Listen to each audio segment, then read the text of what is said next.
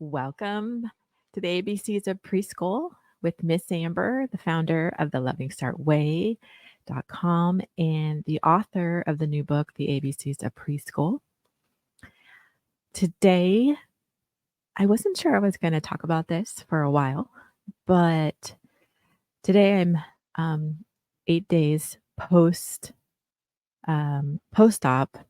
from, let's see, 1, 2, 3. I think this was my fourth surgery since my cancer diagnosis at 31. I was diagnosed with breast cancer when I was 31 years old, and my kids were little. I was in the thick of parenting. I was in the thick of mothering. My youngest was 3, and my oldest was 9, I believe, 3rd grade, 8 or 9. So I had 4 kids, 3rd grade and under. I was running, I think I had 2 preschools going at the time, maybe 1, running a school. I was volunteering. I was always the mom that was volunteering for everything. I did field trips. I was on like the auction committee at the kids' elementary school. So yeah, I was actually on the auction committee at that time. I was the logistics girl. So I was married, raising 4 kids, writing actually, which is I cannot wait to share that story. I was in the middle of writing this manuscript about a mom who had to tell her 4 kids she had a terminal illness and was prepping them for her passing. Crazy. That's insane, isn't it? I had started that book in 2007, and who would have ever thought that in 2009, on a really beautiful spring day, I remember it very vividly. It was March 11th, 2009.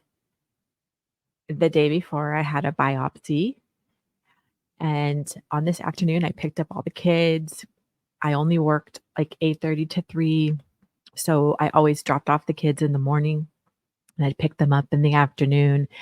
And I remember it like the screen doors were open, the windows were open. It was a really beautiful spring afternoon in California.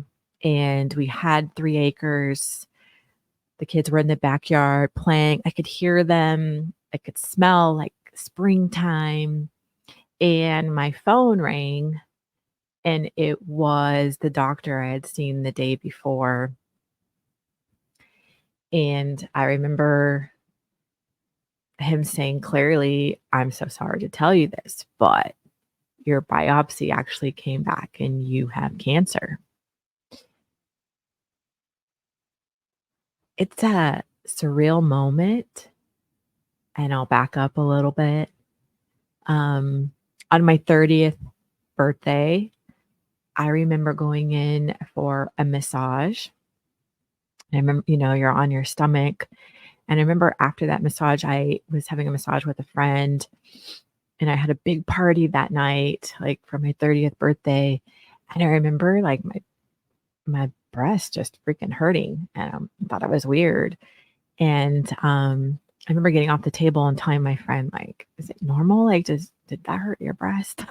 Your boob. I say boob.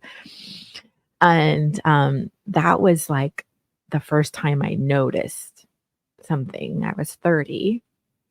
And as parents, as moms, and especially as parents of raising little ones, our lives, especially if you're married, like you're married, you're parenting, if you're working, you're juggling work, you're juggling the house.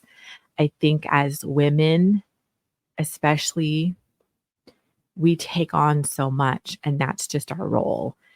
Like, we work, but we also have the home to take care of. If you have children, we also have like their lunches and the laundry and the scheduling of the meal planning and the prepping for that and volunteering and just juggling it all. And so I was thick in juggling all of it, juggling employees, juggling payroll. I was on this committee for the school auction. Life was happening and it was full steam. And so when I was 30 on my birthday, that was January 7th, is when I first felt something and I just felt like pain in my right breast.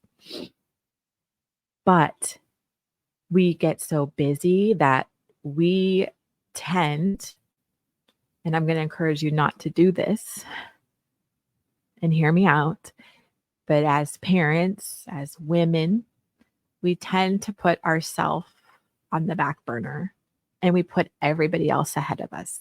It's like in our nature. But that can be problematic sometimes. So that was January.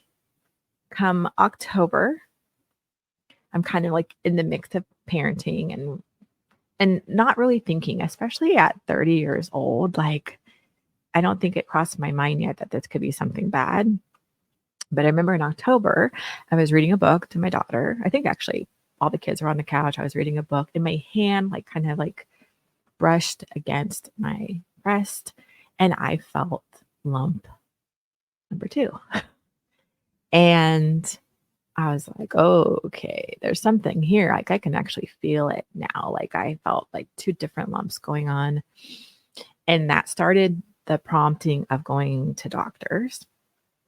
And even though I was so busy with everything else in my life, I started really thinking about like, well, I better kind of handle this because also my intuition was telling me that this something was not right. Like I just started to feel it like in my gut, in my soul, like something wasn't right.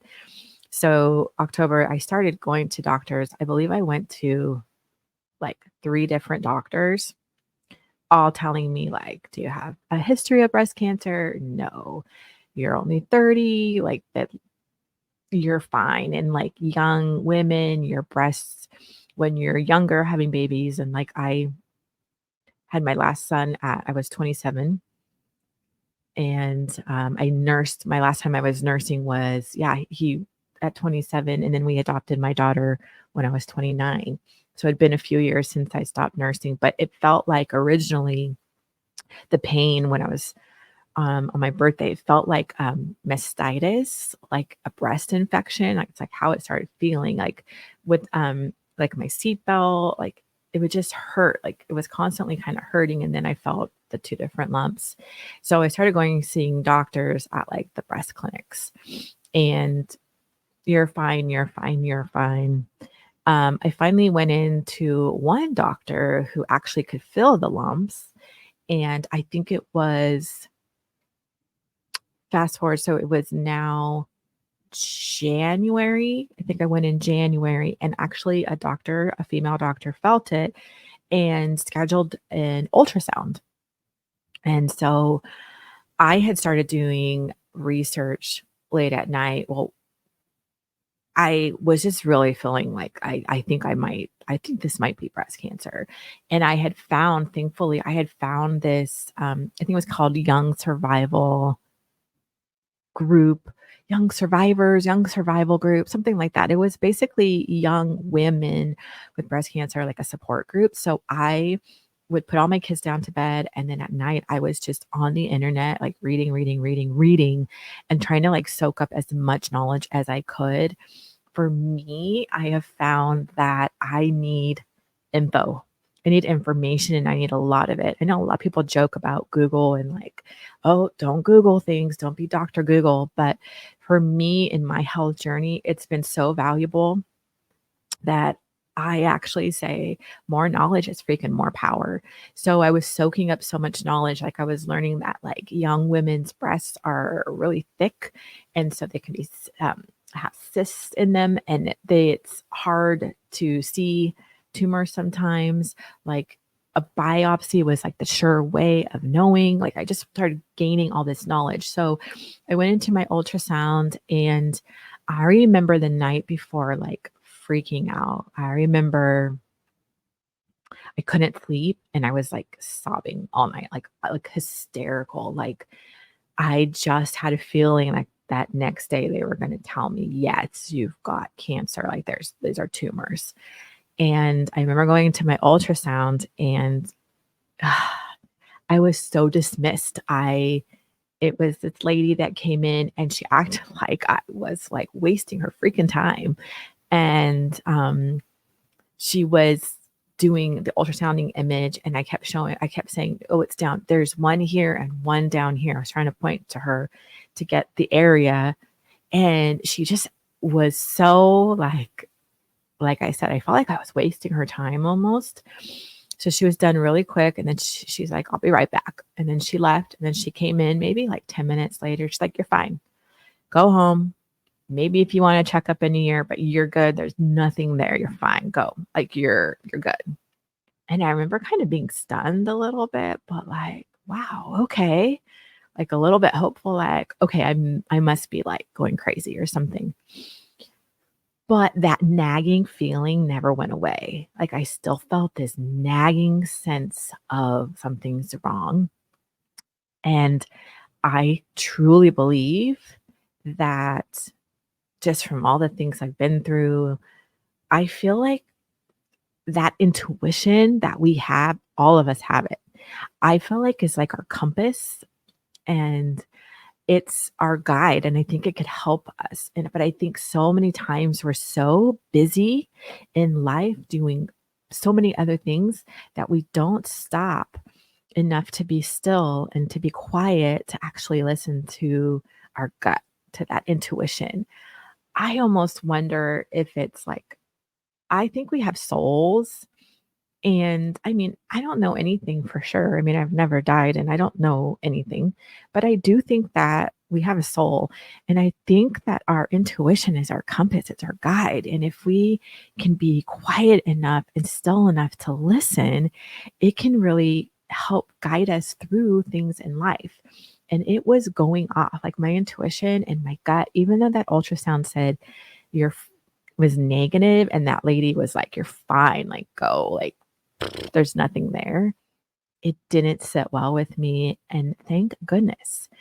And so a few weeks went on, and I made another appointment to the breast clinic, and I went in again because I just had all this more the knowledge, and I really knew I needed a biopsy, like, I needed a biopsy or a mammogram or something, so I needed more imaging. So I went back into the breast clinic, and that was in March. It was March 10th. It was a Tuesday. I remember this. It was a Tuesday. And, I went in and it was a man and I had the same conversation. I've got 2 lumps. He checked my history. He saw that the ultrasound was negative. He was like, "What do you think? You got cancer or something?" And I remember saying, "Yeah, I think I might." And he went over my history and again, no family history of breast cancer. I said, "Can I need a mammogram. I need more imaging. I just feel like I need more testing." And he's like, "You can't have a mammogram. You're not 35." And I was like, "Okay." He's like, "Well, I can give you a biopsy if you want a biopsy. I can do that right now." And I was like, "Yes." I didn't even think about it. "Yes." I said, "I need a biopsy." "Yes." And I said, "Where do I sign?" And so, he goes out, sends in the nurse, they prep me for a biopsy, and I'm like, "Here it is, finally." Like, I know that I'm gonna know for sure. And, as he's doing the biopsy, I remember him saying like, "Oh, you'll hear back in like 4 to 5 days, but this it's probably nothing. It's most likely it's not cancer. You're too young." Like, it was again kind of dismissing me. But I remember leaving the office just with this weight off of me because I knew that, finally, like, I'm gonna have an answer. And, uh, sure enough, the next day, back to that beautiful spring afternoon, I can hear my kids playing in the backyard. I got that phone call from that same guy doctor saying, "Yes, it's cancer, and you're gonna need a mammogram, you're gonna need to see a surgeon, plastic surgeon, and you're gonna need more testing." And I remember my hand started to shake, but I was shocked, but I wasn't. It was a weird moment. And because I had so much knowledge and I had been listening and reading so many other women's stories, I just felt almost a little bit powerful because I had a lot of knowledge. And so I knew the things he was rattling off. I mean, I started taking notes, but I, from my research, I knew like these were the steps, the next steps. And it was crazy. And that began my journey through of being diagnosed at 31 with breast cancer and being a mom of really young kids. And it's I went into cancer land is what I like to call it. And you never think it's going to be you. I mean, I had no family history, but I think that's the gift of life is that if we can grasp possibly our demise and our death now, like all of us will pass away one day. Like this is so temporary. Our lives are temporary. We do not know what's coming around the corner. We don't know if the next phone call is going to be a really hard phone call to hear. So life is precious.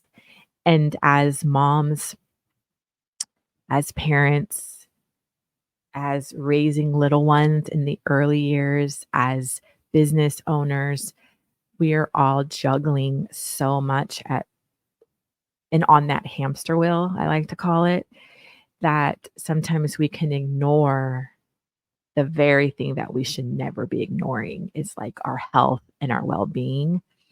To be the best parent, we have to take care of ourselves. And that's mentally, physically, spiritually, like all of it. To be the best version of ourselves so we can serve and help other people. So it really took me out of the busyness. And I think a lot of my busyness was also coping mechanisms that I'll talk about. And I had to step back from all of it. And I was always the parent or the person giving, giving, giving, giving.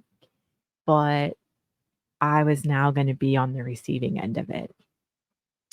Going into cancer land, things move super fast. Like everything moves fast. Be like I was teaching at my school. I was, being mom, do carpooling to sports. Like after schools would just be carpooling, driving.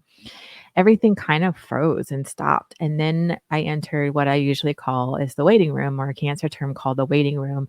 And it's that limbo period. You don't know, like, is my cancer just here? Is it all over my body? Like, am I going to die? Like, am I really going to die? And for me, I was thinking, holy crap. I literally started writing this manuscript about a mom having to say goodbye to her 4 kids. And in 2007, I specifically didn't want to write about breast cancer. It's crazy. Let me share that part of the story. In 2007, I had always wanted to be a writer and I always was like wanting to write a book. But in 2007, I remember specifically, and looking back, I think I already had cancer. I was in the bath one night because I was sick like every night. I had like the chills. Like I would get the chills so bad that the only thing to stop it would be to have this steaming hot bath. So every night I would get in the bath and like try to warm up. And one night this whole story plot like flashed before my eyes. I am not kidding. It's like a movie like flashing super fast. And I can see this story plot of this mom. She has a terminal illness. She has to say goodbye to her kids. And then she makes it to the other side and she's given this choice. And it's crazy. And I remember standing up from the bathtub. I'm literally like soaking wet, but I'm running down the hallway to my then husband, but trying to be quiet because the kids were sleeping. But I was like, I've got it. I've got my story. And then I started writing it. And fast forward from 2007, and now it's 2009. I specifically didn't want to write about breast cancer then because I felt like the pink ribbon was overrated because I kept seeing the pink ribbon on cookie cutters and pan sheets. And I don't know, it just was like, it seemed commercialized when cancer is cancer on the broad scope, and we should be finding a freaking cure for cancer. But here I am now, 2009, and I'm diagnosed with breast cancer. Go figure. And my journey basically was I went in for a lumpectomy, and coming out of that, I felt like they basically have photos. It looks like half my breast is cut off. It's like super lopsided. They didn't get all the cancer at that time. So I had to make it's easier said than done. Like I was just saying, I'm just going to get them cut off, like just cut them off. But when it comes down to it, there was a lot of grief with cutting my breasts off.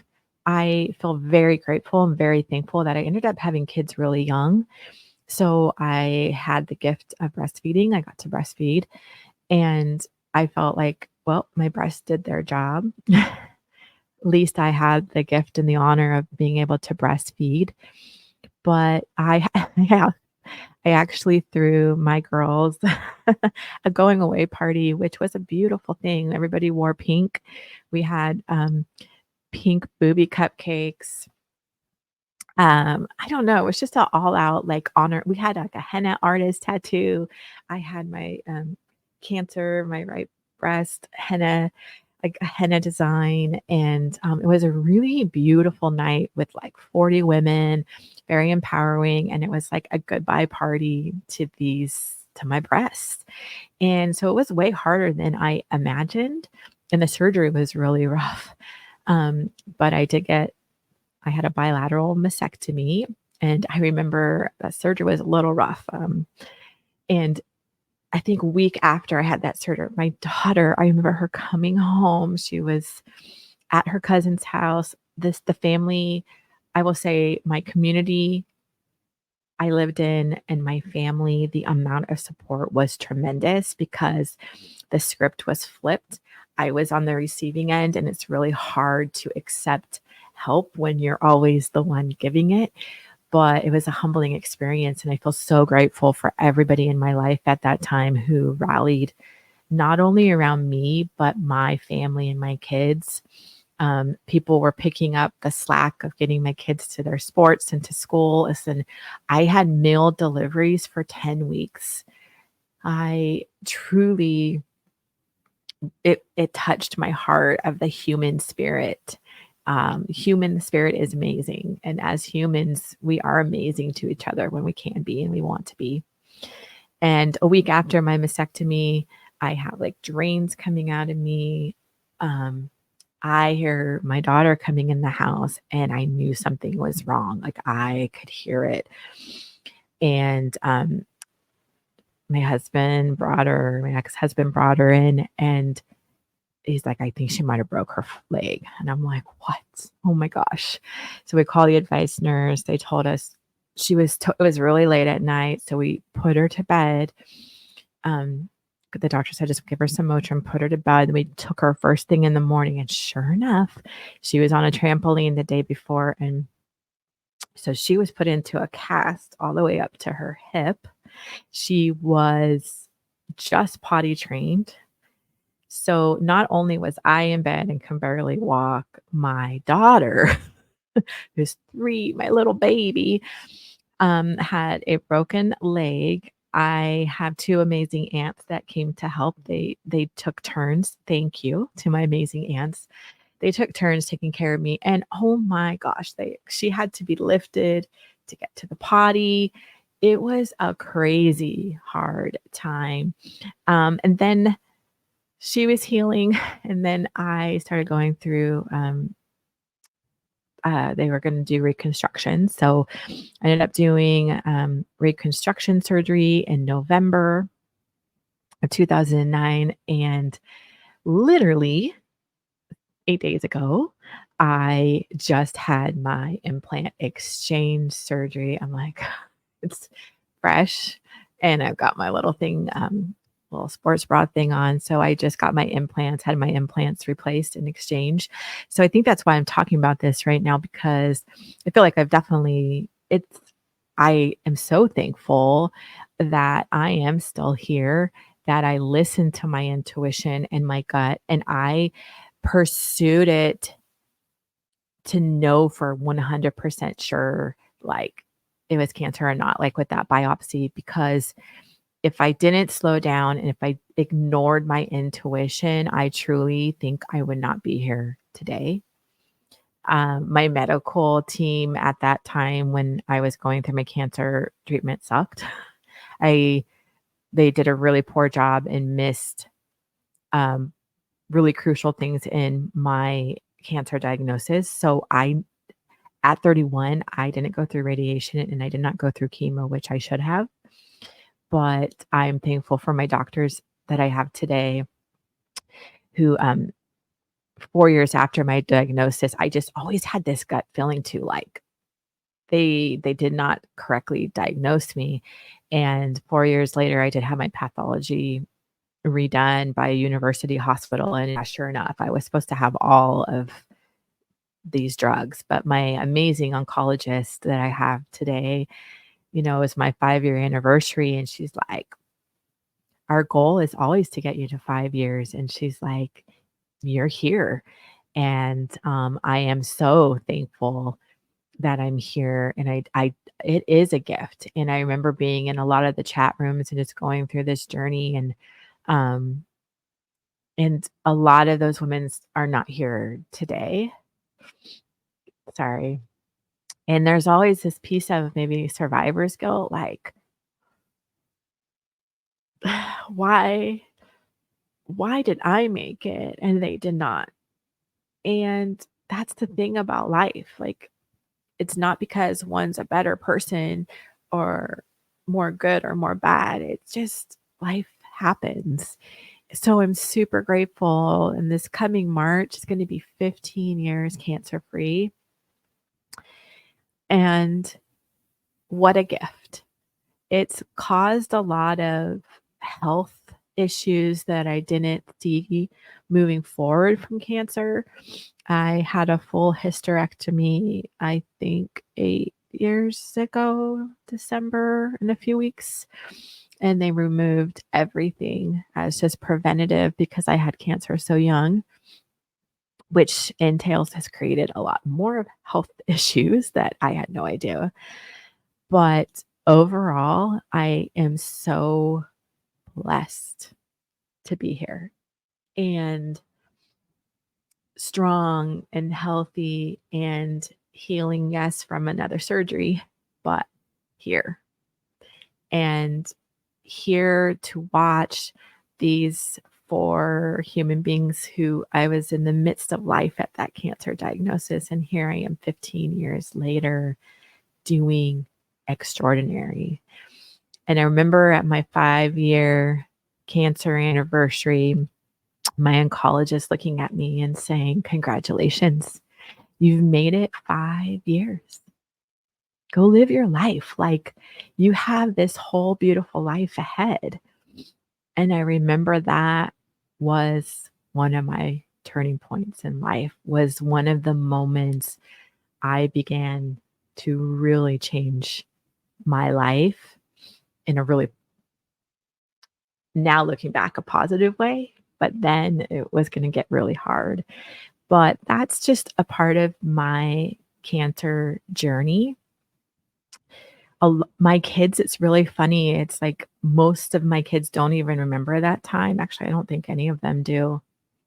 Um, it's really hard to juggle all of that and be mom. I remember having to hide myself in the bathroom or my closet and just bawling my eyes out when I was in the waiting room period. And the waiting room is really when you don't know exactly where has the cancer spread? Is it just in one location? It's the testing period, which is super high anxiety. If you have been through cancer, it's just a really high anxiety time because there's not a plan set yet because you don't know the extent of it.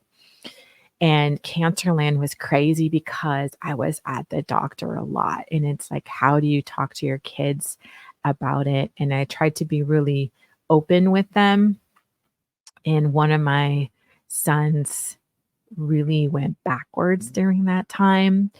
I would be on the phone telling friends like, "Yeah, they're just gonna chop them off." And I remember those words created a lot of fear for my then kindergartner, and he went backwards in a lot of things. So it's trauma. It was not just my trauma and my hard as much as I was trying to contain it all with just within me. Things like that can't be contained and they slip and they fall into the family life too. And there's fear, there's anxiety, there's uncertainty, there's like how much to say to your little ones and how much not to say. There's a balancing act of being strong mommy for your kids and putting on that brave face. But honestly, I'm so glad I had them during that time because it really forced me to be strong and to really be present with them as much as I could because these early years, be present, enjoy it. They're hard, but they go so fast. And with anything in this, I guess what I wanted to get out of this sharing my little bit of my breast cancer journey is as parents, as moms, we want to play superhero. We, to everybody, I know I struggled with perfectionism. Like, I want to be that perfect mom. I want to, I never really did well with Pinterest wasn't totally around. Maybe it was around, yeah, when my kids were it was around, but I always wanted to be the Pinterest mom with the really cute Christmas, desserts at the parties and, like, all these fun things I never ended up being, but being present is everything, and taking care of yourself means you can show up better for your kids. I remember I had the drains on, I think it was 2 weeks past surgery, and it was Mother's Day. There was a Mother's Day tea, and one of my sons was in first grade, second grade, I think second grade.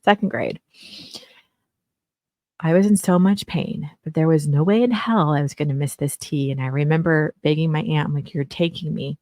And I had, like, 4 drains coming out of me, and I had them, like, push pinned in. And there was no way I was gonna miss this Mother's Day event and have my son there without me. And I waddled into that classroom. I was, like, dripping with sweat, but I was there. And even in our hard, we can be there for our kids and for our little ones, but ask for help. I had a community rally around me, and I will be forever grateful. I wanna encourage you to listen to your intuition. Our children need us to listen to our intuition, right? Because our intuition could also spot off danger or really bad situations. Listen to your intuition when choosing a school or choosing a doctor. Like our gut, I think an intuition works. If I didn't pause to listen and actually make it a priority to keep going to doctors and to keep fighting for my health and to get that biopsy, I honestly don't think I'd be here. I really don't. So that's a little bit of my breast cancer journey. And I just want to encourage you guys as parents and being in the trenches of the early years and all the things that encompass those years and carpooling and sports and daycare and work and family life and married life. Pause sometimes and take a measurement of how you're doing. How is your stress? How is your health? How is your sleep? Because looking back, again, I'm not a doctor. I I don't know for sure, Looking back, I was under so much stress and constantly in a fight or flight mode, in a eggshell kind of home life environment that I think my immune system was so low. And possibly, I don't know for sure, but possibly that's why maybe I got breast cancer at 31. It was my wake up call to look around, to check my life, and to see what was working and what was not. And a lot was not working at that time. But I'm here and I'm grateful for that journey because before cancer, Amber was very goal oriented and like I was busy a lot and volunteered a lot and had these big goals and dreams and would pursue them. But after cancer, that ticking clock of life got louder. And life is a gift. It truly is. Even in the really hard and messy, it's a gift. And I am so grateful that I am here and I'm alive and I'm healthy and strong. And I'm glad I've got an additional 15 years. And just, I hope you take the time to dive inwards a little bit and be present within yourself and listen to your intuition or your gut because maybe you're off course or maybe you are on course. Wishing you guys a fabulous week. Beautiful souls. This is Miss Amber with the author of the ABCs of Preschool and the founder of the Loving Start Way. Dream it, wish it, do it. Have a fabulous week.